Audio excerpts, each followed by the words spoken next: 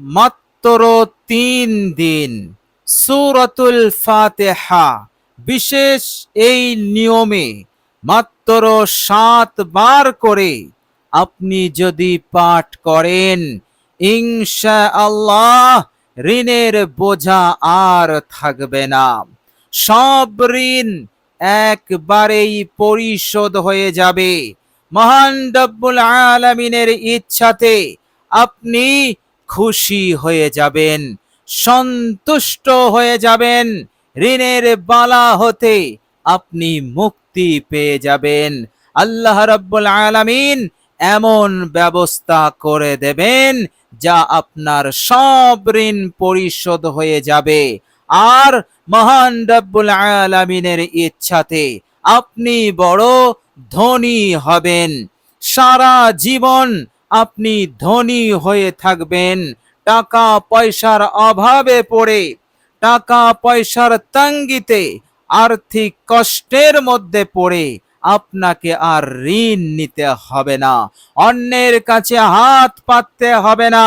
কেননা আর্থিক কষ্ট চিরদিনের জন্য আপনার জীবন হতে বিদায় নেবে। আল্লাহ রাব্বুল আলামিনের ইচ্ছাতে আপনার সংসারে সচ্ছলতা আসবে, স্বাচ্ছন্দ্যতা আসবে, গর্বত অভাব দূর হয়ে যাবে। এইভাবে করে জিরো থেকে হিরো হবেন। অন্যান্যরা আপনার তারাক্কি দেখে, আপনার উন্নতি দেখে তারা অবাক হয়ে যাবে, আশ্চর্যান্বিত হয়ে যাবে। ইনশাআল্লাহ এর মধ্যে কোনো সন্দেহ নেই। আপনি শুধু আন্তরিকতার সহিত, বিশ্বাসের সহিত মহান রব্বুল আলামিনের উপরে আস্থা রেখে আপনি সূরাতুল ফাতিহার এই আমলটি আপনি করুন। প্রিয় দর্শক, আপনি অনেক পেরেশান হয়ে আছেন, এদিক ওদিক, এর কাছে ওর কাছে আপনি ছোটাছুটি করছেন, কেননা আপনার মাথায় পাহাড় সমান বিপদ, পাহাড় সমান ঋণ। আর ঋণ এমন বালা, খোদ নবীজি সাল্লাল্লাহু আলাইহি ওয়াসাল্লাম বলেছেন, হে আমার উম্মতেরা, ঋণের বালা এতটাই কঠিন বালা, এতটা যন্ত্রণাদায়ক বালা, দিনের বেলায় এই ঋণ তোমাকে অপমান করবে, তোমাকে লাঞ্ছিত করবে, তোমাকে অবমাননা করবে। রাত হবে, এই ঋণ তোমাকে পেরেশান করে তুলবে, পাহাড় সমান টেনশন এনে দেবে।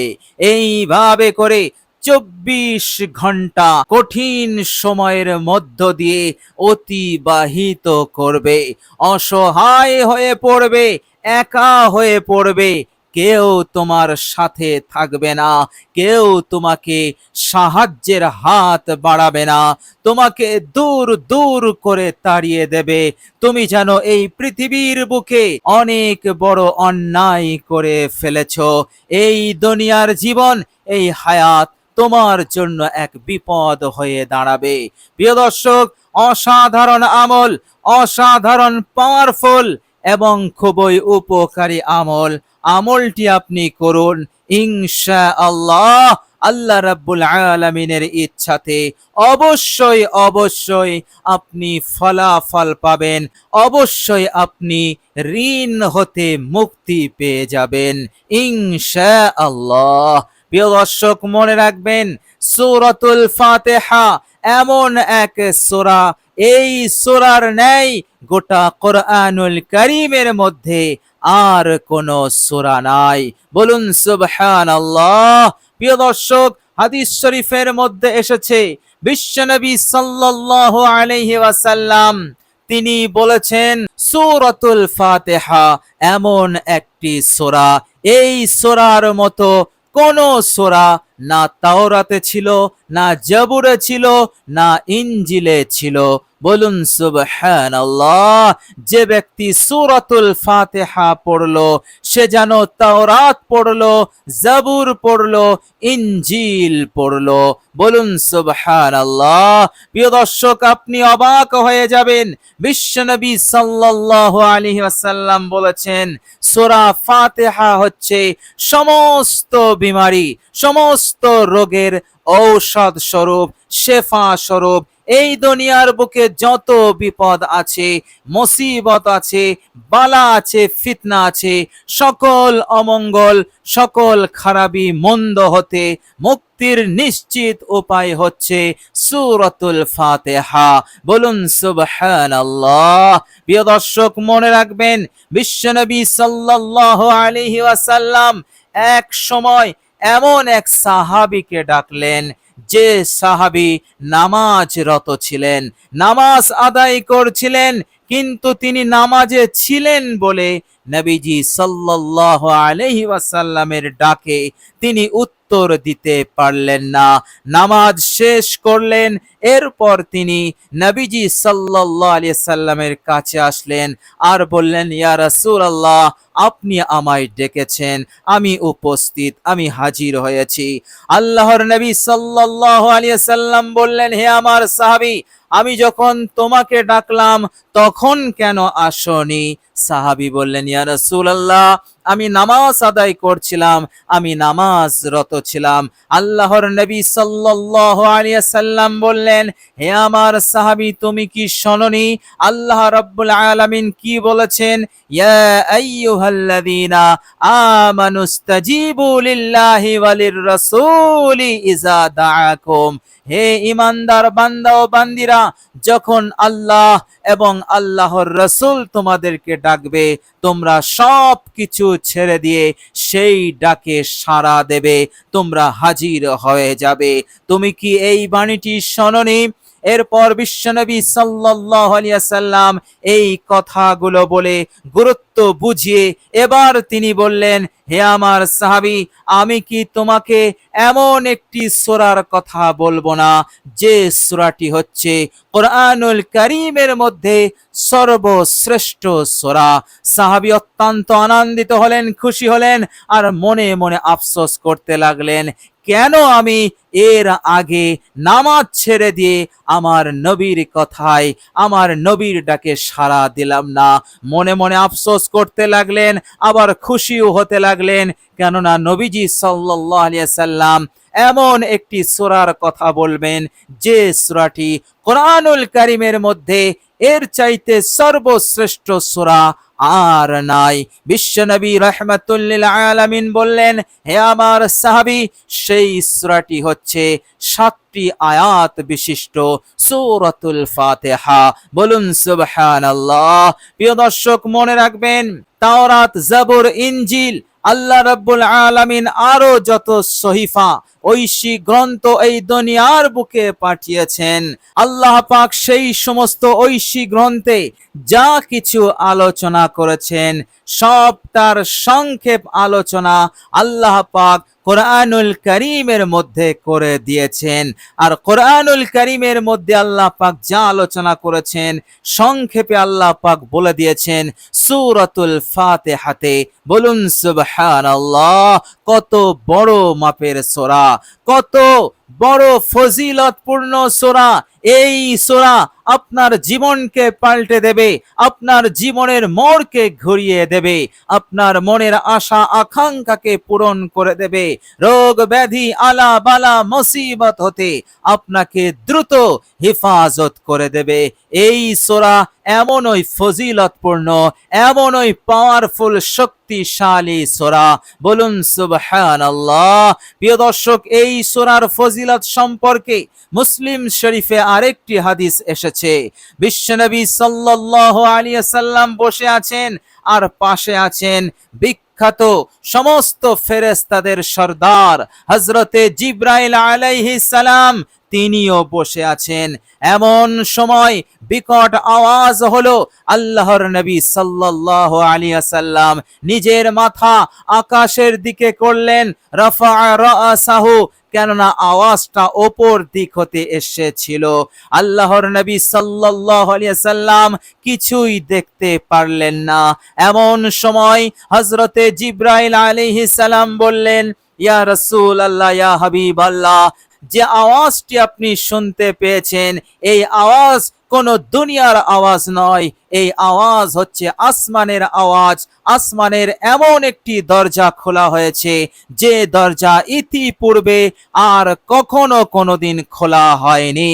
অর্থাৎ আসমান সৃষ্টির পর থেকে নিয়ে আজ পর্যন্ত কোনো দিন খোলা হয়নি, সেই দরজা খোলা হয়েছে, সেই খোলার আওয়াজ আপনি শুনতে পেয়েছেন। বলুন সুবহানাল্লাহ।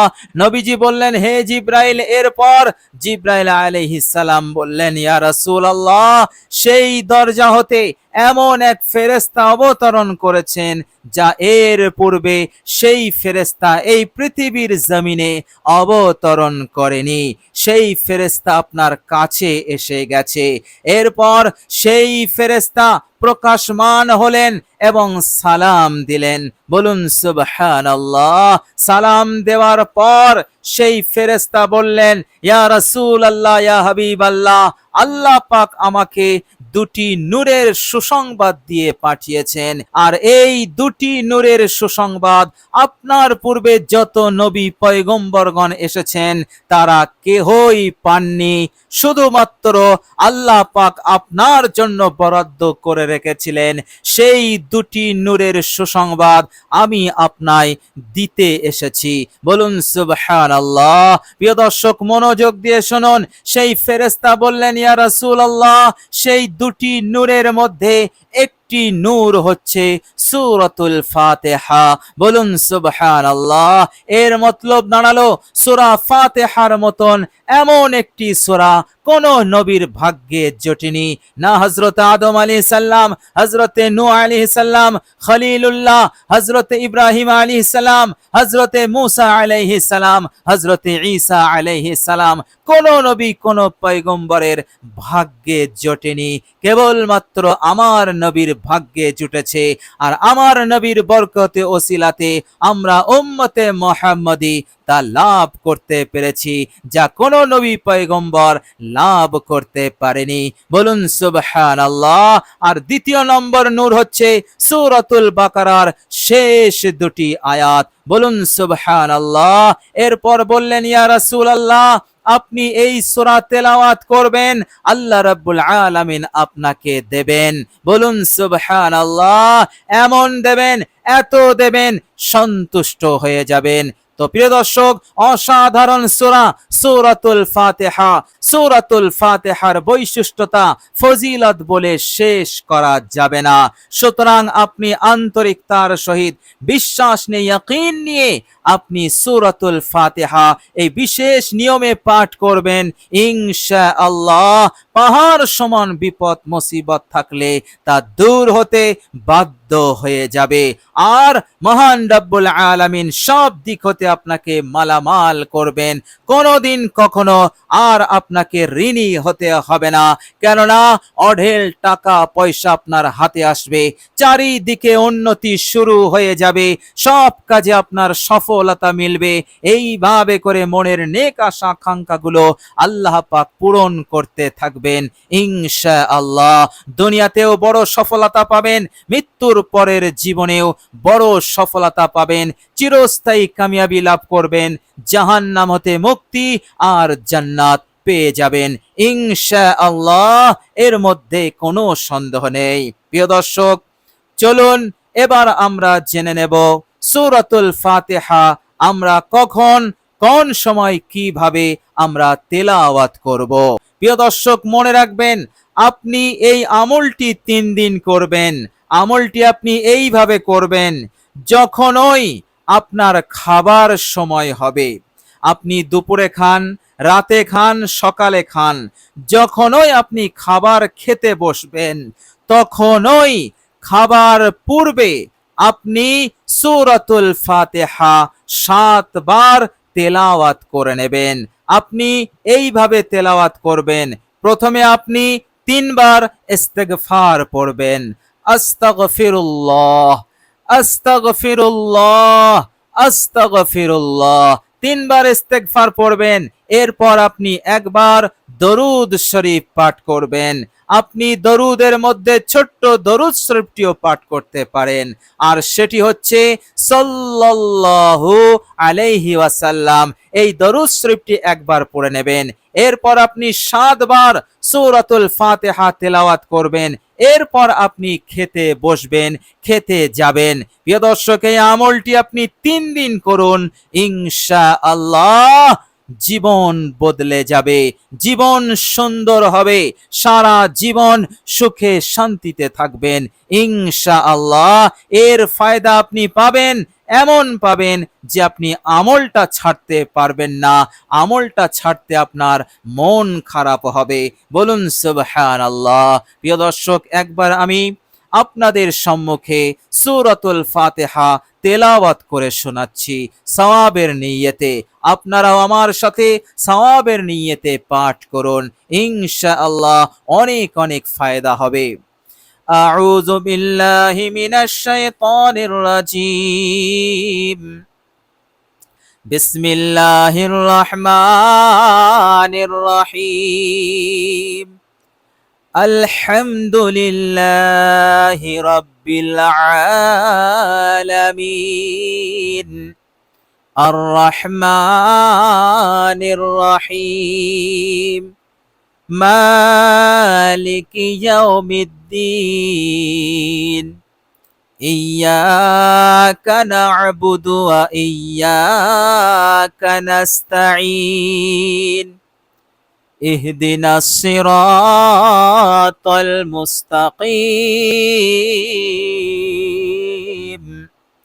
সিরাতাল্লাযীনা আন'আমতা আলাইহিম গায়রিল মাগদুবি আলাইহিম ওয়ালাদ-দাল্লিন।